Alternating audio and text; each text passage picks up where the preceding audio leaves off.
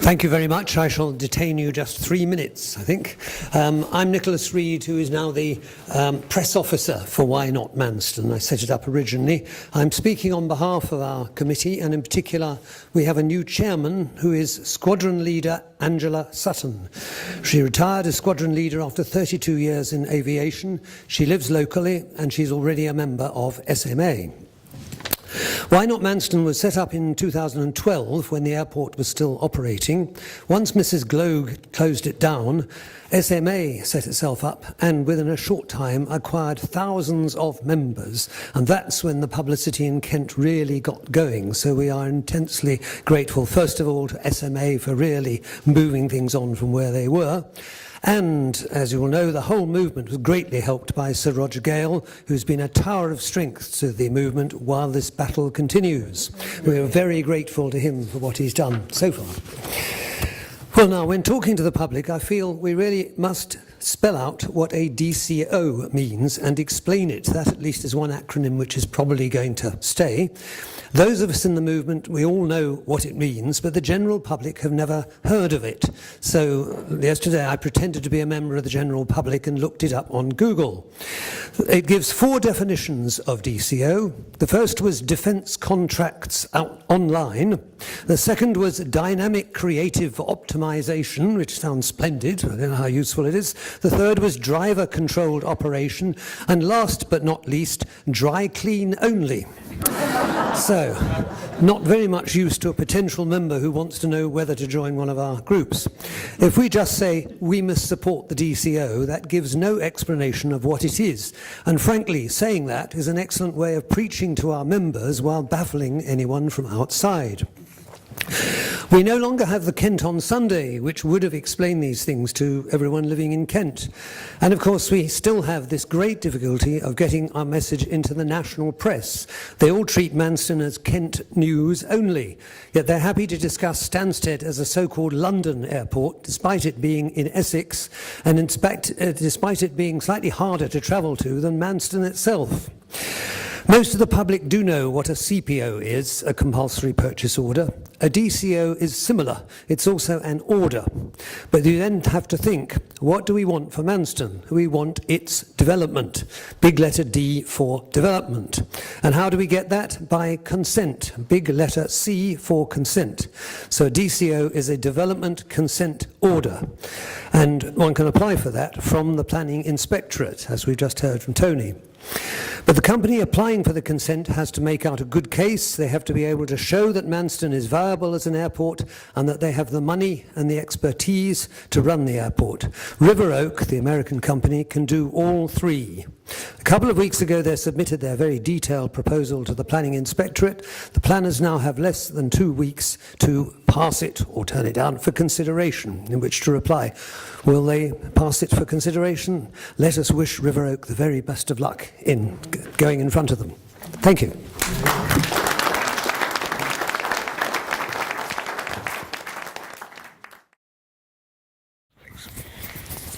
Good afternoon. Thank you, Chair, for inviting KNMA along this afternoon.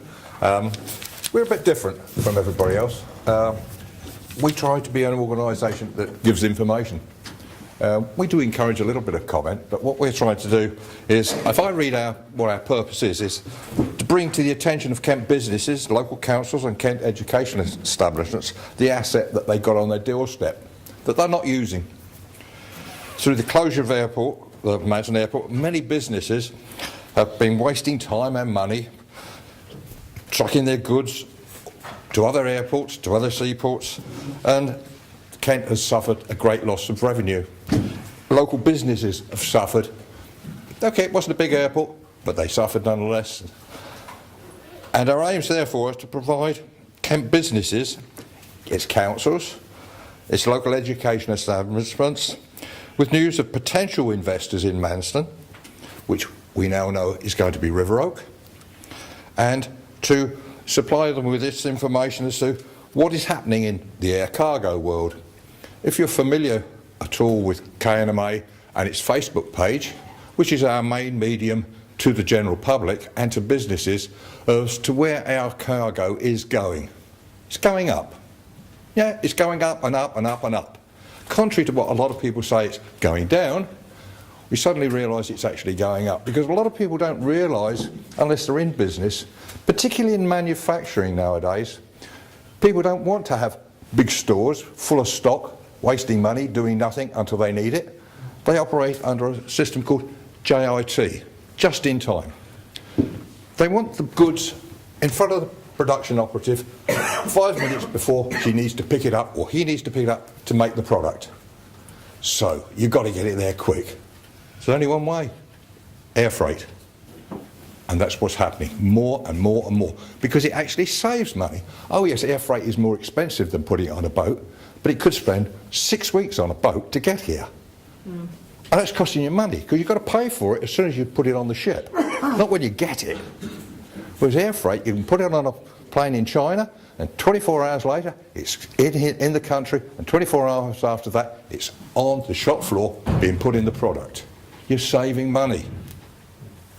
So we are trying to promote that fact to businesses, through the East Kent Chamber of Commerce, that you need to be proactive with the operators of the airport, which we hopefully are going to be and will be RSP, to bring your business there into Manston and ship it out from Manston to local educational establishments. We need labour. We need labour that has got the ability to provide skills, all the skills, from forklift drivers to tyre kickers, to those that are academic, air traffic, pilots, you name it.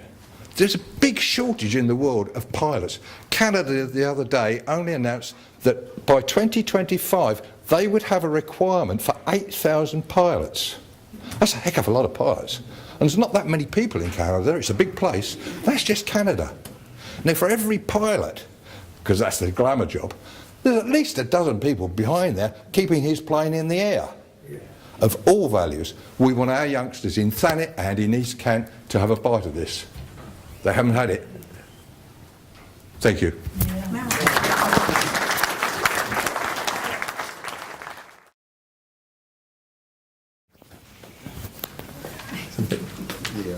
I'm just going to shout, because the reason I fly a 1943 biplane is technology is just not my thing. It was interesting listening to everybody speaking. So Roger was saying about the lack of capacity at the airports.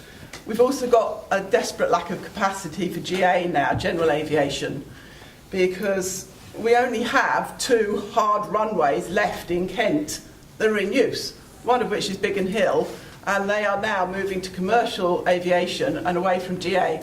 So really there is only LID left. So we are desperate to get Manston reopened.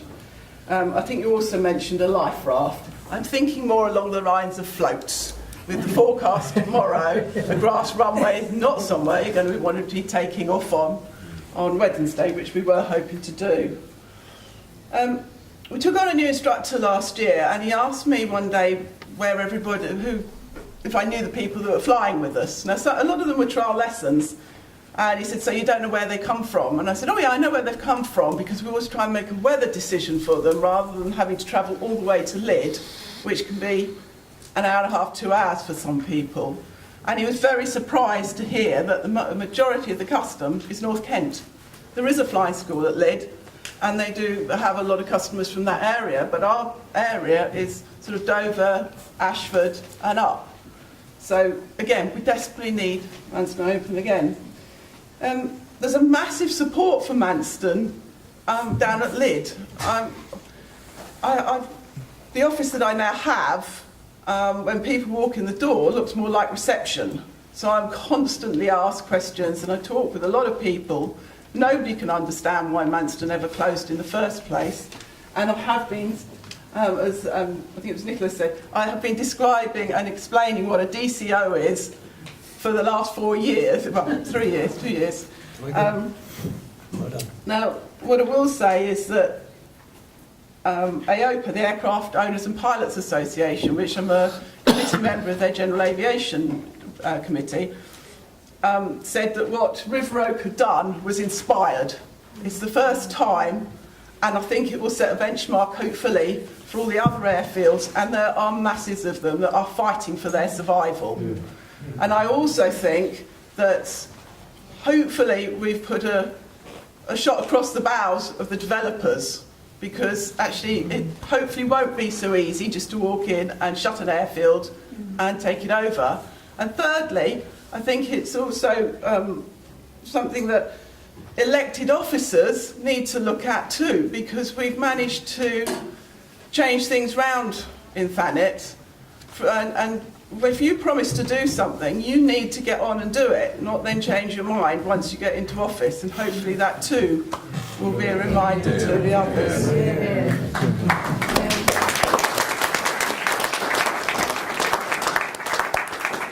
At the moment, Oxford are trying to acquire additional airspace, and there is a big debate going on about this, but one of the things that has come out of it is that once you have that airspace allocated to you, the CAA cannot take it away. So fight for everything you can get, which is what people like Doncaster did, but then they haven't actually got the movements they expected, but they've still got this massive airspace. So that's important. From my point of view, I just can't thank you all enough. And I think Tony will be very pleased not to get exasperated calls from me sitting in an aeroplane saying, please get this airfield open. I cannot do this anymore, having tried to get out of Pent Farm in the mud and then spent another hour cleaning all the mud off that I've actually taken with me. So massive thank you to Sir Roger and everybody else for all the support and hard work that has gone in, and everyone else, to getting our dream back online and an airport open at Manston again. Okay, thank you.